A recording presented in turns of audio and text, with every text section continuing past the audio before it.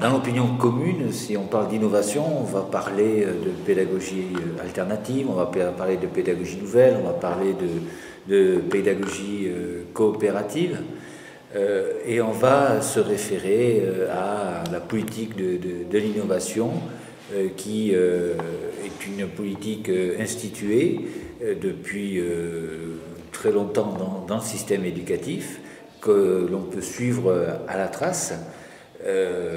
Le terme d'innovation lui-même naissant dans les années 60-70 en réponse en fait à l'impact de mai 68. Ce qui est intéressant dans la question de l'innovation, c'est de se demander pourquoi est-ce que au terme d'innovation peut correspondre l'évocation des pédagogies alternatives. C'est évidemment une récupération par le pouvoir d'un certain nombre d'initiatives qui parfois se laissent facilement récupérer. Je pense aux pédagogies nouvelles. Les pédagogies nouvelles sont rentrées dans l'institution, on peut dire avec le plan Langevin-Wallon, il suffit d'évoquer le plan Langevin-Wallon finalement, puisque tous les deux étaient membres du GFEN, groupe français d'éducation nouvelle, fondé donc en 1922, affilié à la Fédération internationale de l'éducation nouvelle, qui a été créée à Calais en 1921. Et le plan Langevin-Wallon lui-même porte évidemment les traces de cet impact de la pédagogie nouvelle dans la pédagogie, dans la conception instituée de l'éducation. Donc on peut comprendre de ce fait que le terme d'innovation intègre les pédagogies nouvelles. Mais ce serait assez réducteur de restreindre le terme d'innovation à cet aspect-là, parce qu'il y a un autre aspect qui est lié, lui, à l'innovation industrielle, d'où part le terme même d'innovation, c'est-à-dire une conception anglo-saxonne, utilitariste de la pédagogie, où le but qui est recherché, c'est pas de changer le système, mais c'est au contraire une meilleure efficacité du système dans ses tâches. Donc le terme d'innovation, on le voit par exemple aujourd'hui, en 2012 c'est la première année où il y a eu une journée nationale de l'innovation. Il y a de nombreux textes qui sont sortis et l'un des plus fameux c'est « Je serai citoyen ». C'est le titre même du document. Or ce titre indique deux choses. Je serai, donc cette première personne, c'est l'individu élève, alors que l'enseignement se fait face à des classes, avec des classes, et d'autre part, le futur, c'est-à-dire que c'est bien la finalité même de l'éducation, et cette finalité, c'est de faire des citoyens, c'est-à-dire de faire des sujets assujettis aux règles et aux lois de la société. Donc là, on voit bien l'utilisation de l'innovation en tant qu'élément permettant au système de se reconfigurer et de fait de s'adapter aux demandes même de la société et notamment ici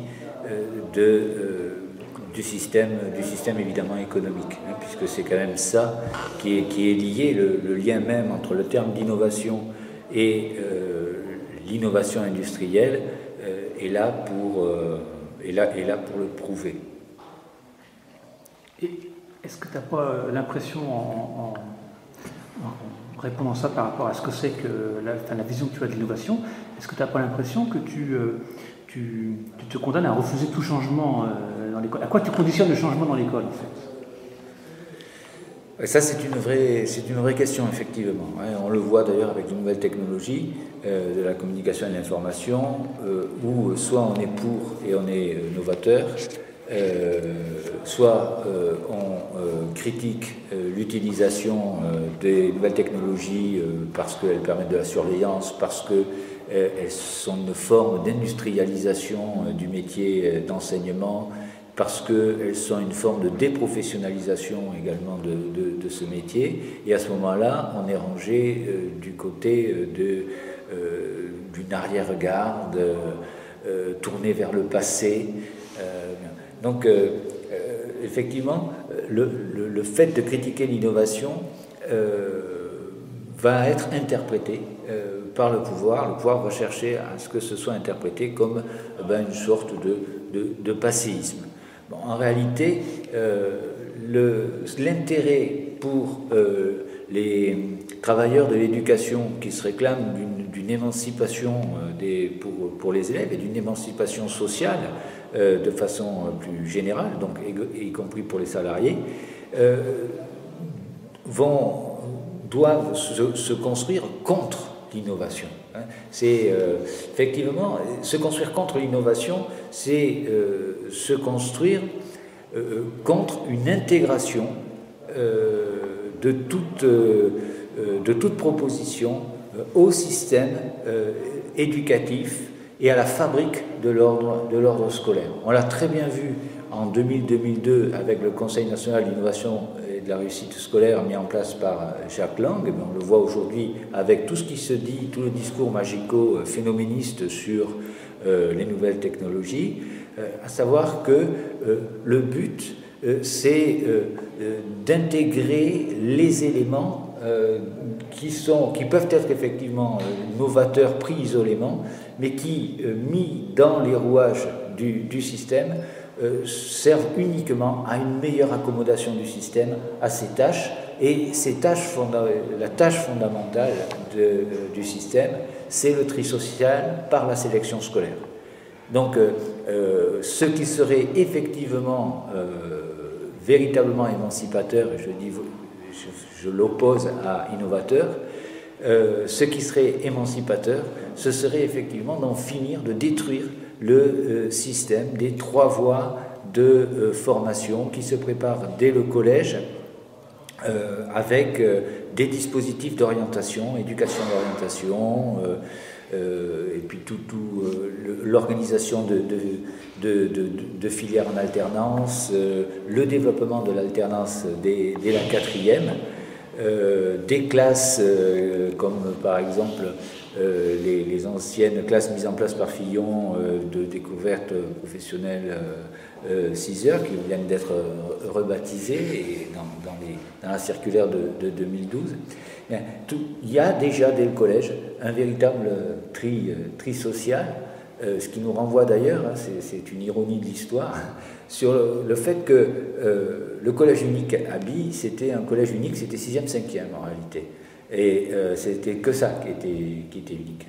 Et au final, quand on revoit la réforme de Bayrou en 1994, et quand on voit la mise en place de l'alternance aujourd'hui dès la 4e pour des élèves en difficulté scolaire, eh bien on s'aperçoit que ce palier de 5e n'a pas cessé d'être opérant à l'intérieur du collège. Donc ce que je vais opposer à l'innovation, c'est la volonté d'émancipation sur des bases qui doivent être des bases syndicales.